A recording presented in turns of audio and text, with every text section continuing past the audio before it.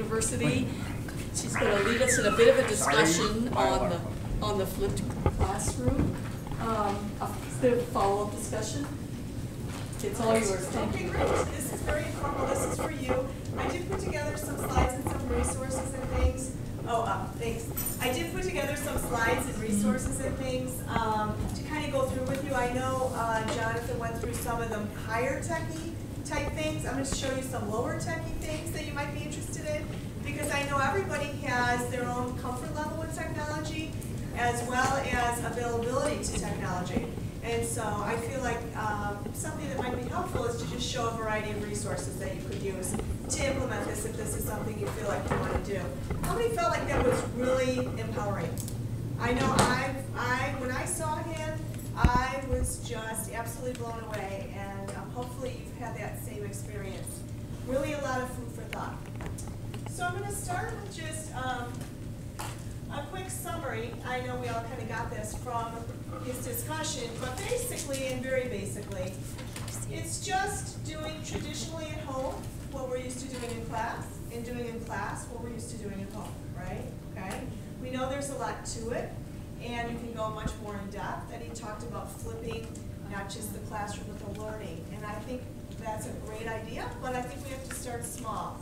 And I really liked that picture he had, you know, with the bridge and like the stepping stones and how he talked about the continuum, because I think sometimes, at least for myself, I hesitate to start something new if it seems like too much all at once. Like, where do I start? I'm never going to be able to do it. So the starting small, I think, is really important so that we're not too defeated with it. This is from his book, and I know a lot of you got his book, which I'm excited about. It's been a great resource for me to go back to. And just briefly kind of talks about how the time is switched around. And I like that he included that 5-minute warm-up and how he talked about, you know, you still have to get the kids going at the beginning of class and getting everybody on target with what they need to be doing and that kind of thing. But he has a 90-block class, and that's what he refers to in this chart.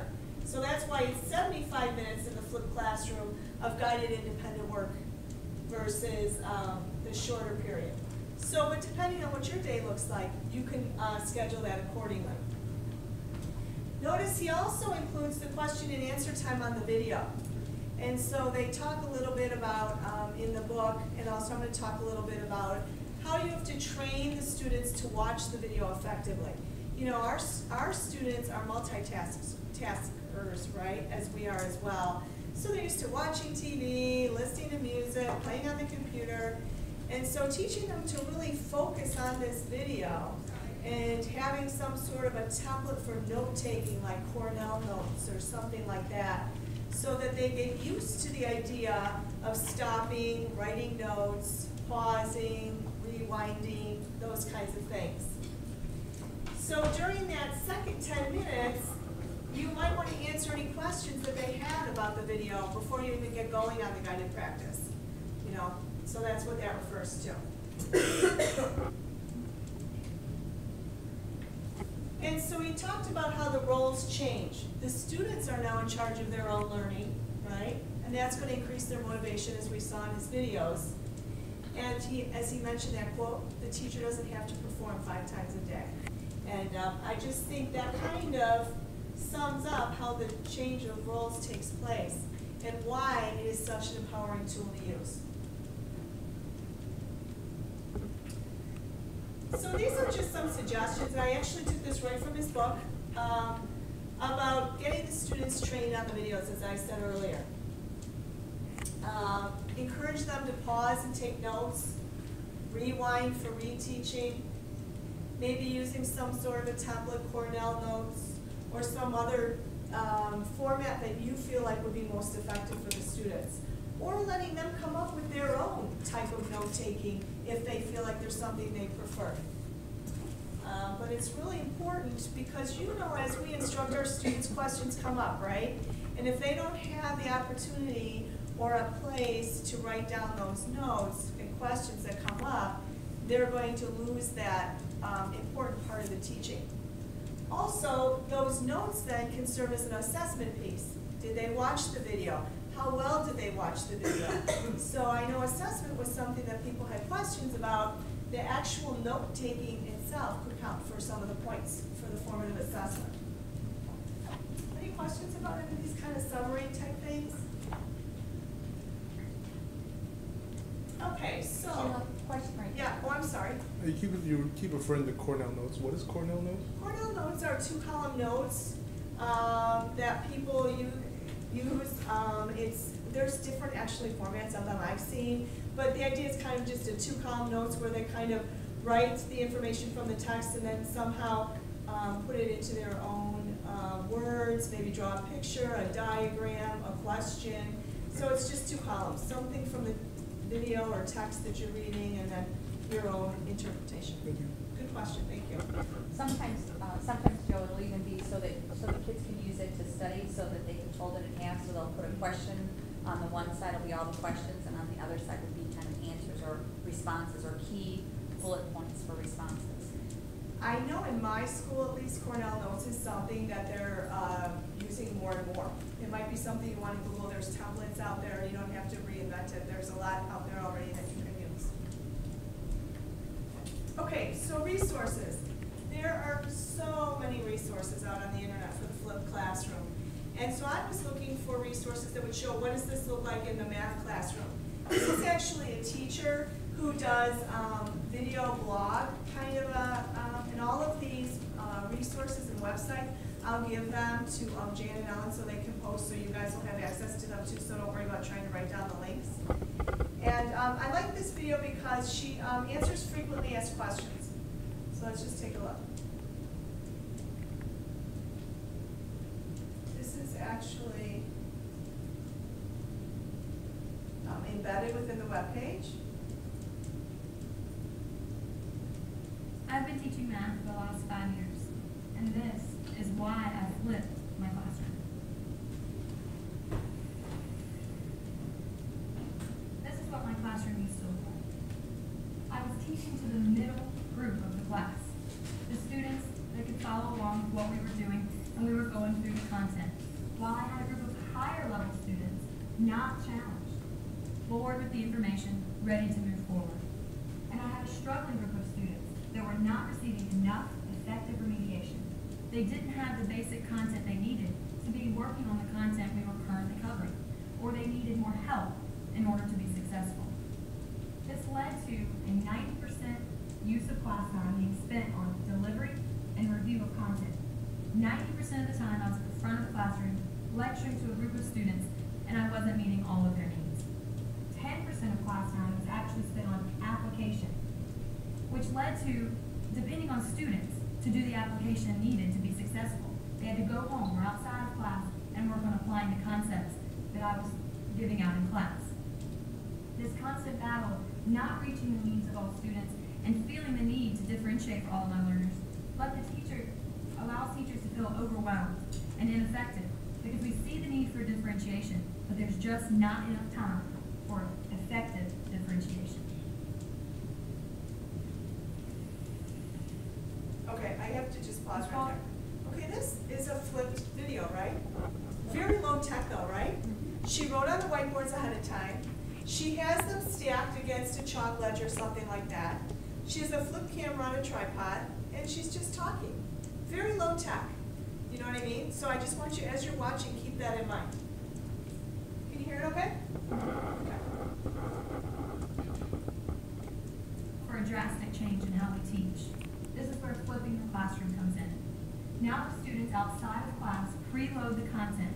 They get the information they're going to need for class.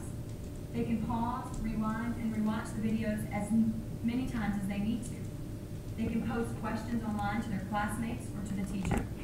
And it's a self-paced program where they can be remediated by going back and reviewing former topics, or they can work ahead when they've already mastered a concept and are ready to look forward. They get the content here before class, so that when they come into class, my whole classroom has now shifted, where I'm at the center of the class, working between these differentiated groups, focused on different pieces of application. I can now work between each of these groups that are moving at their own pace. This has created a 90% use of class time spent on application of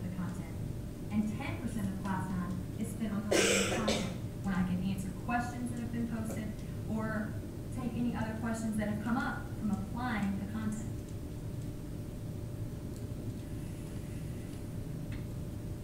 Now in my classroom, all students are engaged and challenged.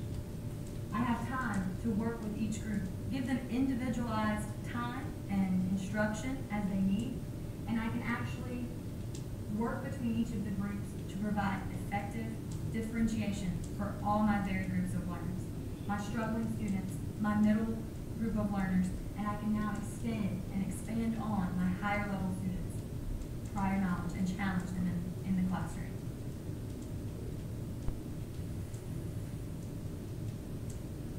To learn more in the classroom, visit the Friday Institute's website. So she goes on and answers some questions. And I'm going to pause this for now. We'll come back to it if we have time. But this is a good website to write down. Friday Institute, or if you just Google the Friday Institute, ncsu.edu/Fizz, F-I-Z-Z. She goes through and talks about what about the students that don't watch the video. She talks about how she deals with that situation. What do you do with students who have issues getting the videos? Things like that. So she does go through and include a lot more information. But I want to get to some other resources first. And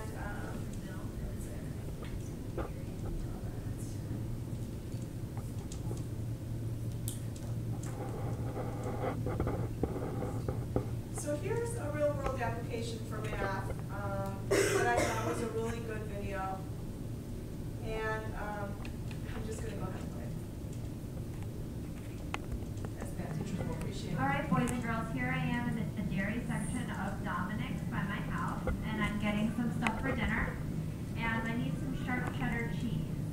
So I see here that I can get this Lucerne brand sharp cheddar cheese. It's 8 ounces, and for this package, I would be paying $2.99. So it's on sale today for $2.99 for 8 ounces of sharp cheddar cheese. The $2.99 for 8 ounces for the Lucerne brand. Or, I came over here and I noticed that there was Kraft brand, and for Kraft brand it's also 8 ounces, and for 8 ounces it would be $3.49, but it's buy one get one free. So for $3.49 I get 2 bags. I get 2 whole bags of cheddar cheese for $3.49, buy one get one free. So I need to decide whether to get that one or the other one. And the third option that I have at the store is I can get this really big bag. It's 32 ounces. 32 ounces of brand sharp cheddar cheese. And for this big 32-ounce bag, I only have to pay $9.99. So I have 3 options here today. I need to figure out which one to buy. The 32-ounce bag of Lucerne, the smaller Lucerne for $2.99, or the buy one get one free Kraft. Help me out so I can save some money and get some dinner. Thanks, kids. So how did she film that? Just on her phone, right? Probably. So again, low tech. You know what I mean? Just go to the store, show some examples, real world application. Doesn't necessarily have to be real fancy. What do you think? You think the kids would go for something like that? You could even have them do it, right? You could have them go to the store with their phones or cameras and take some videos and then share with each other.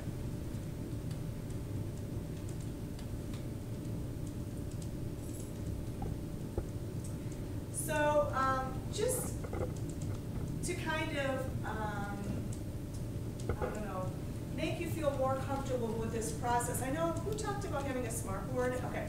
There are websites also that allow you to convert file types. He said MP4 is the best file type to use for the flipped classroom because they're the smallest. They're the most compressed. And so there are websites that you can go to where you could record it on your smart board, which will be easy because it's already there, you're used to using it, the kids are used to seeing it. And then you can go to www.zamzar, ZAMZAR.com. And I actually have it in the video, I'll show you. And it allows you to choose, you can change all kinds of different types of videos. So it'll ask you to find your video, so you save the video to your desktop, go to zamzar.com on the internet, upload your video, and then it lets you select what format you want to convert it to. So you just pick MP4, and then it sends you a link. Simple as that. Okay? Another one that allows you to do that is convertfiles.com. It's one word, convertfiles.com. Same thing. You can upload any type of file, and then it'll allow you to convert it to another format. So they're all free and really easy to use. The other thing I wanted to mention too is, I don't know about your schools, but YouTube is blocked for us. There's no way, I could never use YouTube as an option to host my videos. Edmodo, has anyone heard of Edmodo? Yes. Edmodo is a great resource. It's free, EDMODO is the name of it. If you're not familiar with it, it's called the Learning Management System. This is what it looks like. And you just sign up for an account, and it looks like this. Facebook for school. It's safe. The students can only get on if you give them a group code. So the students create their own account. They don't need an email, another issue for a lot of schools. And, so they could be Lisa G, 123 or something. And then you give them the group code. And then once they get the group code, they can join your group. And then it looks like this. So for example, this is actually, I'm teaching a class for Dominican this summer for TFA teachers. And it's kind of funny because I actually had them do a flipped classroom video about a middle school topic. And they uploaded it to Edmodo. And then they can watch each other's video and comment, just like you would on Facebook. So that would be another form of assessment. You could say to the students, okay, I want you to go to the grocery store with your parents. I want you to take a 30-second clip about buying one type of cheese versus another, for example. And then the students can upload it to Edmodo, they watch each other's, and then they can respond to each other. So that would be a great way to do kind of a class activity, get them used to the idea of using videos, for doing that kind of thing. This is really a fabulous, this has become, Edmodo started out as two guys in the garage making this, and it's become this huge learning management system where parents can log in, you can upload assessments, kids can take tests on there, and it's all free. So this is really definitely worth looking into. And again, it would be a great place to host your videos if you're not exactly sure how to do it. Any questions about that? These were the two conversion file websites I had mentioned. And then also other resources to get you started. Has anyone heard of LiveBinder before? Yeah, it's great, isn't it? Mm-hmm. So LiveBinder, I'm going to click on this so I can show you what it looks like. LiveBinder, the idea is, you see how it looks like a binder with the tabs at the top? It's a website that allows you to host a whole bunch of resources. They could be PDFs, they could be websites, it could be anything. But the LiveBinder website itself has many already created. So I simply Googled LiveBinder for flipped classroom, and a whole bunch came up. And then I went through and I found this one, and I liked this one. Well, first of all, they have a picture of John Bergman's video on his thing. They have, so within the tab, there are other tabs. So like here's creating content, here's sharing content. They have Google, TeacherTube, WordPress, Moodle. There are all kinds of resources available just within this one LiveBinder. So I would encourage you, if you are looking to just find out more examples or how people have started or things like that, LiveBinder is a great thing to Google. So let me go back to, let's see. For example, here's Vimeo is another website. Here's one where they talk about the actual equipment going beyond the flip. What did I miss? And if you have questions or things, you can even leave this person a question and they'll get back to you. This is Mr. Brett Clark's LiveBinder, but there were many others. So, and then the other thing I wanted to show you was John had talked about